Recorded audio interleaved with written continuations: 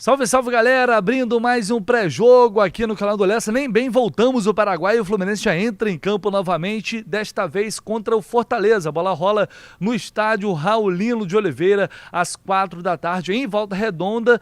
Você vai estar assistindo esse vídeo, já estarei a caminho de Volta Redonda para acompanhar de pertinho mais um jogo do Flu no Brasileirão, uma partida que pode colocar novamente o tricolor no G4 da competição. Por outro lado, uma derrota que a gente espera que não aconteça, pode fazer o Fluminense despencar duas posições na tabela, inclusive o Fortaleza igualaria o número de pontos do Flu. A partir de agora, tudo o que você precisa saber, todas as informações de Fluminense e Fortaleza.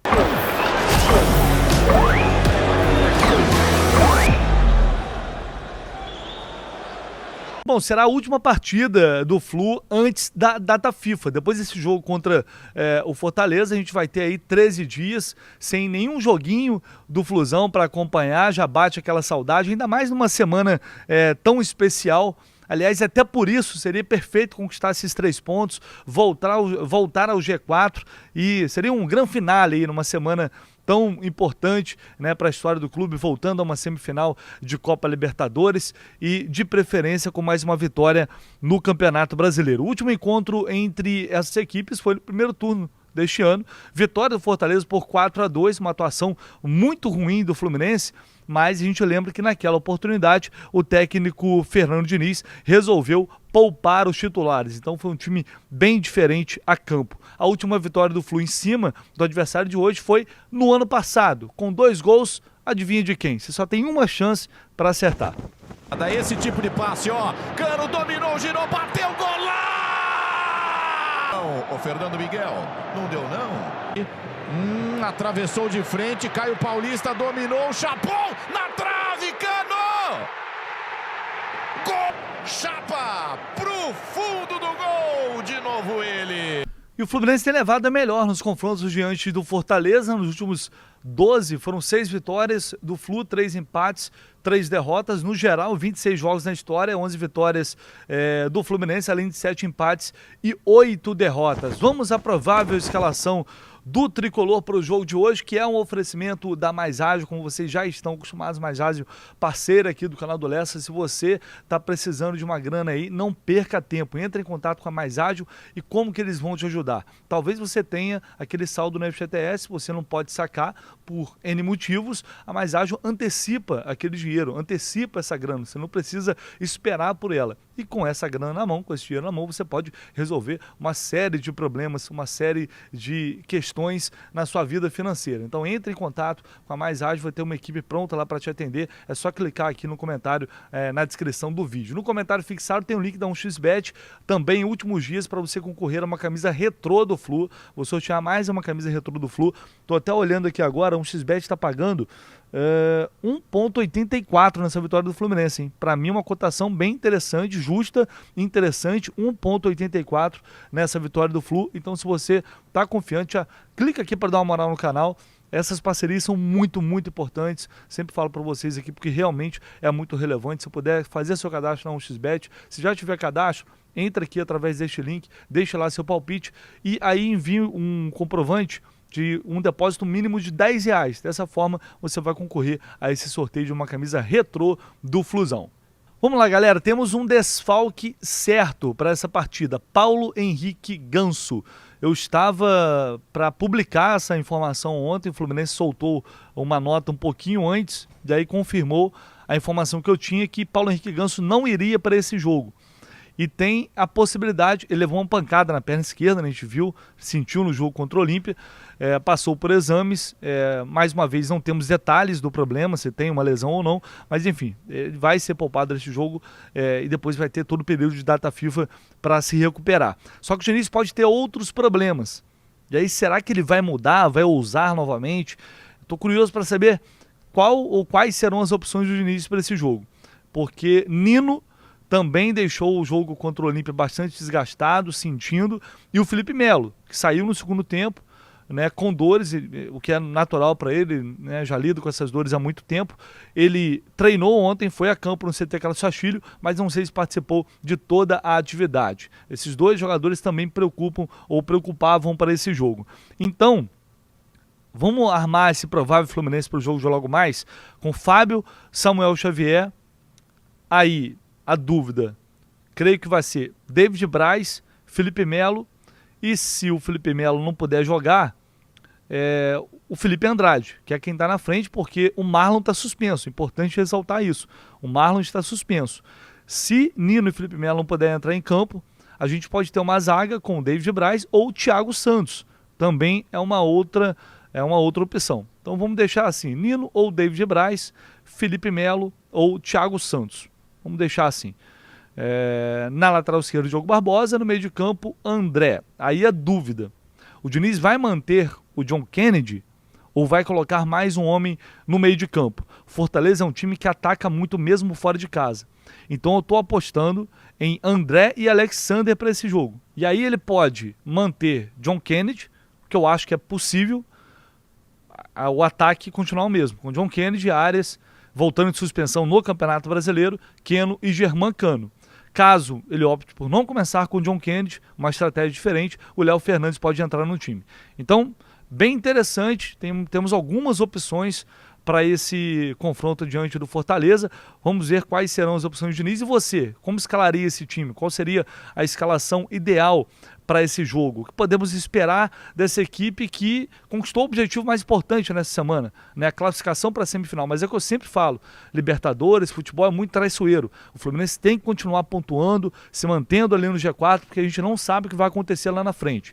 Fortaleza é um adversário difícil, mas em casa a responsabilidade, evidentemente, é maior do Flu, apesar de ser no Raulino, que não é a mesma coisa que jogar no Maracanã. Aliás, ingressos esgotados, pouco mais de 12 mil ingressos foram colocados à venda, o torcedor tricolor esgotou, que não é tão comum assim no Raulino de Oliveira, né? Temos uma carga de mais de 14 mil, mas bilhetes à venda, pouco mais de 12 mil para acompanhar essa partida do time. Espero um Fluminense, independentemente da escalação, com vontade de vencer, não pode perder o foco, né? Tem que manter esse foco, conquistar esses 3 pontos. E agora, vamos ver qual vai ser a estratégia. Se vai ser mais dinizismo, se vai ser um jogo, né, um pouco mais posicional, com áreas, com Keno, bem aberto pelos lados. Enfim, vai depender do estudo também da comissão técnica para essa partida, mas acho que teremos um jogo bastante interessante no Raulino de Oliveira. JK falou sobre a importância de conquistar esses 3 pontos justamente para continuar ali no G4, ou pelo menos coladinho nas 4 primeiras posições. A gente joga todo jogo como uma final, como todo mundo vem falando, e acho que esse jogo é mais uma decisão, 3 pontos importantes para a gente colar e continuar colado ali no G4. JK que está brilhando demais nesses últimos jogos. Vamos com as informações do meu amigo André Almeida, comentarista do Grupo Globo, com notícias do Fortaleza, do Tricolor do PC para esse confronto. Fala, meu amigo Vitor, tudo beleza? Um grande abraço a você, a todo mundo ligado aqui no canal. Um prazer estar novamente aqui trazendo informações do Fortaleza, adversário do Fluminense desse domingo e que vem embalado. Fortaleza garantiu no meio de semana classificação às semifinais da Copa Sul-Americana, assim como o Fluminense está na semifinal da Libertadores, o Fortaleza está na semifinal da Sula pela primeira vez na sua história. Aliás, é o primeiro time do Nordeste a conseguir chegar a uma semifinal de Copa Sul-Americana, tá fazendo história e por isso chega muito embalado, muito motivado nesse aspecto de confiança, de motivação para esse duelo contra o Fluminense. Fortaleza que também deve ter força máxima, porque não tem grandes desfalques para essa partida. Tem um desfalque, na verdade, que é o Marinho, foi expulso na última rodada, aliás, levou o 3º cartão amarelo, com isso está suspenso, não joga, mas o Pikachu é o provável substituto. De resto, Vojvoda tem força quase máxima para esse duelo, a tendência é que ele repita a base da escalação que venceu o América Mineiro no meio de semana. Fortaleza vem embalado pela classificação na Copa Sul-Americana, como eu falei, e também pelo bom momento. São 5 vitórias consecutivas, somando Copa Sul-Americana e também Campeonato Brasileiro. Aliás, o Tricolor aposta muito nesse duelo, esse confronto direto, para encostar ainda mais no pelotão de cima do campeonato, porque tem 32 pontos, se vencer o Fluminense empata em pontos com o Tricolor Carioca, chega também a 35, então é um confronto direto visto como fundamental para o Fortaleza se manter entre os primeiros colocados do Brasileirão. Como eu falei, o momento é muito positivo, o time vem embalado e a tendência é de uma equipe que tem uma postura ofensiva. O Fortaleza não tem por característica jogar mais retrancado, mais reativo. Claro que em alguns momentos adota mais cautela, mas a tendência é de um time que, tendo a bola, vai querer jogar, vai tentar propor jogo. Contra um Fluminense, que é um time também que joga, que ataca os seus adversários, a gente pode esperar um jogo bem aberto, um jogo bem franco. Provável escalação do Fortaleza para encarar o Fluminense: tem João Ricardo no gol, Tinga na lateral direita, Britas e Tite formando a zaga e Bruno Pacheco na lateral esquerda. No meio de campo, pode ser que ele faça alguma mudança. O Vojvoda sempre mexe de um jogo para outro, mas ele tem a volta do Caio Alexandre, que não jogou pela Copa Sul-Americana, estava suspenso, titular absoluto. Ele deve formar o meio de campo ao lado de Zé Wellison ou Pedro Augusto, uma dúvida aí entre outro volante, e Pochettino, o meia mais centralizado. Na direita, Pikachu deve ser o titular, substituindo o Marinho, que não joga. Na esquerda, outra dúvida, Guilherme ou Machuca. Ele pode fazer uma mudança, mas o Guilherme vem sendo titular. E no comando de ataque, Juan Martín Lucero, artilheiro do Fortaleza na temporada, deve ser o centroavante. Esse é o provável Fortaleza para encarar o Fluminense. Tricolor do PC chega embalado e eu espero que tenhamos um grande jogo, meu amigo Vitor Lessa. Grande abraço a você e a todo mundo acompanhando aqui o seu canal.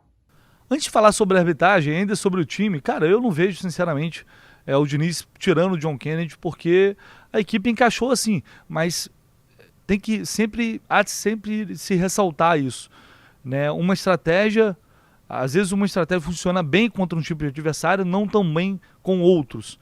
Então, a gente vai ter que esperar um pouco mais para saber se o Diniz definiu essa escalação como a titular a partir daqui, né, independentemente do adversário, ou se ele vai ir mexendo de acordo com o que ele tiver pela frente. Vamos à arbitragem?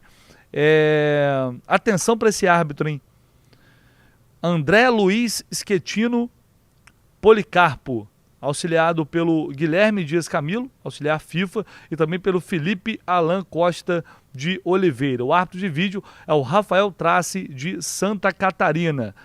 Esse árbitro, porque eu falei atenção, ele tem 29 anos, nunca apitou um jogo do Fluminense, é um árbitro, é considerado um dos principais do quadro da Federação Mineira de Futebol, vem ganhando espaço também na CBF.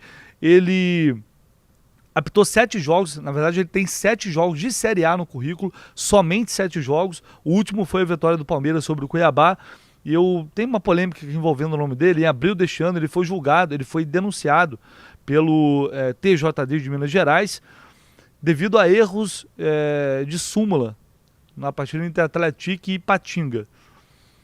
Foi a única coisa que eu achei mais relevante em relação a ele.